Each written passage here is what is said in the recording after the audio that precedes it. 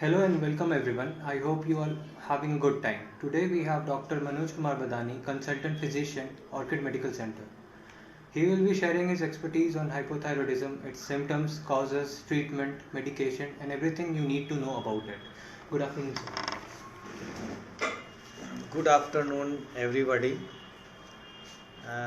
हम लोग आज हाइपोथायराइडिज्म के बारे में जानकारी लेंगे। इस बीमारी की जानकारी आपके लिए बहुत ही आवश्यक है, क्योंकि ये बीमारी प्रत्येक परिवार में है और ये बीमारी पुरुष की अपेक्षा महिलाओं में 6 गुना ज़्यादा होता है।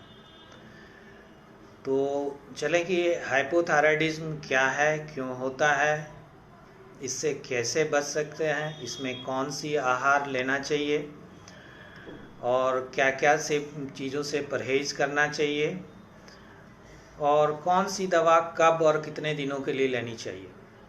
तो हाइपोथायराइडिज्म एक ऐसी रोग है जो थायराइड ग्लैंड से या पिट्यूटरी ग्लैंड से थायराइड हार्मोन की सिक्रीशन की कमी के कारण होता है, जिसको आमतौर पे सेरम TSH बोलते हैं। ये थायराइड ग्लैंड से भी सिक्रीशन होता है और पिट्यूटरी ग्लैंड से भी होता है। जब थायराइड ग्लैंड से सिक्रीशन में कमी आती है तो इसे प्राइमरी हाइपोथायराइडिज्म बोलते हैं, और ये ब्रेन के कारण होता है तो सेकेंडरी हाइपोथायराइडिज्म बोलते हैं। अब इसमें इसके लक्षण क्या हैं? इसके लक्षण मुख्य रूप से लेथार्जीनेस, सुस्तीपन, वेट गेन, मोटापा, स्किन ड्राई हो जाते हैं, बाल गिरने लगते हैं, मेंस्ट्रुअल प्रॉब्लम होते हैं, ब्लीडिंग ज़्यादा होता है, दिन में भी नींद आने लगती है और काम करने की इच्छा नहीं होता है। इसके अलावा कभी कभी बाल गिरने की इतनी होती है कि पूरे सर की बाल भी गिर सकती है, जिसको एलोपेशिया भी बोलते हैं।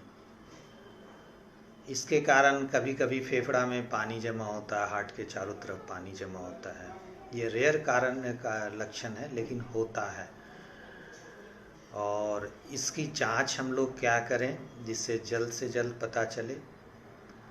तो इसके लिए हम लोग सेरम TSH और T4 की जांच करते हैं। अगर कोई व्यक्ति में मोटापा है, सुस्तीपन है, ठंडा ज़्यादा लग रहा है, जो कि हाइपोथायराइड का लक्षण है, तो इसके लिए हम लोग थायराइड की जांच करा लेते हैं। अगर थायराइड TSH मोर देन 10 रहता है तो इमीडिएट दवा की ज़रूरत है। अगर कम रहता है और कोई लक्षण है तो हम लोग वेट भी कर सकते हैं।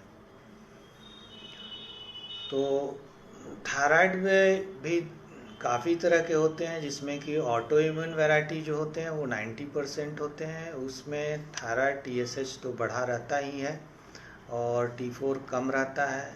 अगर कोई कन्फ्यूज़न होता है या तो साथ में एंटी TPO एक टेस्ट होता है, जिसको हम लोग करा लेते हैं।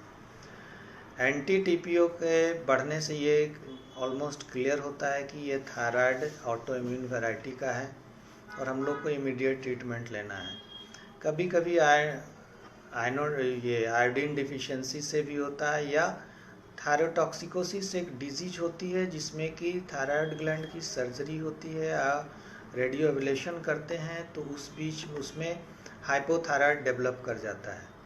तो उसमें हम लोग को ट्रीटमेंट के लिए थोड़ा वेट करना चाहिए और देखना चाहिए कि थायराइड के लक्षण, हाइपोथायराइड के लक्षण मिल रहे हैं कि नहीं मिल रहे हैं।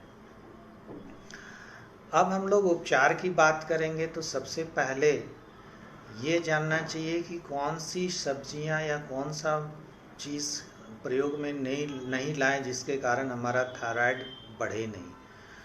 तो इस चीज़ के लिए हम एक टर्म है थायरोजेनिक।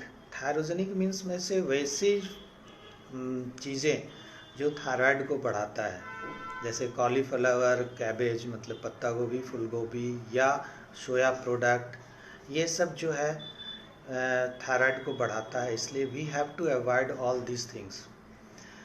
देखिए, अब हाइपोथायराइड में क्या मस्कुलर पेन, जॉइंट पेन भी रहता है, तो किसी भी बीमारी का इलाज के लिए सारा चीज़ मेडिसिन पे डिपेंड नहीं करना चाहिए, कुछ अपनी एक्टिविटी को भी बढ़ाना चाहिए।